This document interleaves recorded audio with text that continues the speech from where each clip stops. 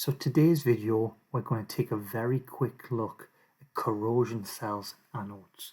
This was a message and a question I got via LinkedIn this week. I'm away traveling. I'm busy teaching a C-Suite 3.0 and 10-year renewals for C-Suite 3.2s.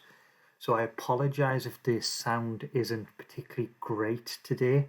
I'm busy sitting in a hotel, but wanted to get an answer out to this question as soon as possible.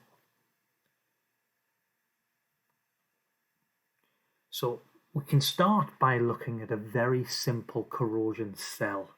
How do anodes break down in this cell, and why do they work? Well, for rusting here, we need an anode, we need a cathode, and those two blocks of material or two different items need to be sitting within an electrolyte. Now that electrolyte could be water, it could be seawater, it could be soil. It's anything that's going to allow a circuit to be connected between the two through that medium. But we also need a secondary one, or something that's going to return the circuit back across. So if they're electrically connected, either they're in the same fabrication and they're lying together, that will give me a path for my electron flow. Now when that happens, under the right circumstances, my anode will start to lose its ions across the electrolyte, and in doing so will start to break down or rust. So here is a very simple drawing, my drawing of my submarine bobbing along here, and after a while this propeller that's made of iron will start to rust, we'll get pitting, we'll get holes, we'll start to lose bits, and after a while what will happen is I'll lose my propeller and I'll become dead in the water. So how can we prevent that? Well, one way, if I stick my propeller back on here, would be to add an anode to that propeller. And by adding the anode, I can get it to rust, it to break down before the iron of my propeller.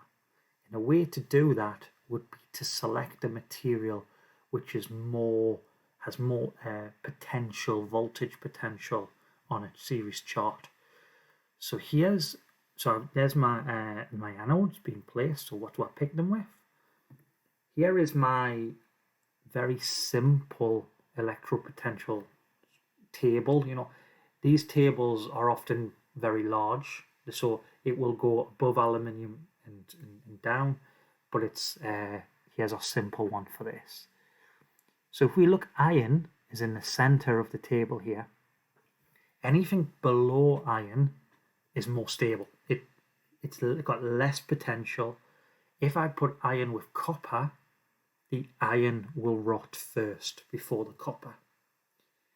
But if I put zinc into contact with that iron, some big zinc blocks with electrical connections between the two, the zinc will become my anode and the iron will be the cathode. So now I will not get rusting, I will not get rot in my iron, but that will happen in the zinc. Of course, that allows us to keep running, and away we go. Over its lifetime, them anode blocks will break down, they will rust away, and at defined intervals or during inspections I might decide I'm going to replace them anodes and put them back together. But that allows me to have a lot of control. So there is our very, very quick look at corrosion in anodes. It's a very big topic. There's a lot more I could say about this. Like say, I wanted to get a quick answer out to a question I got a few days ago. Next week we'll be looking at some more items, so please remember to drop a like and subscribe to the channel if you're not already.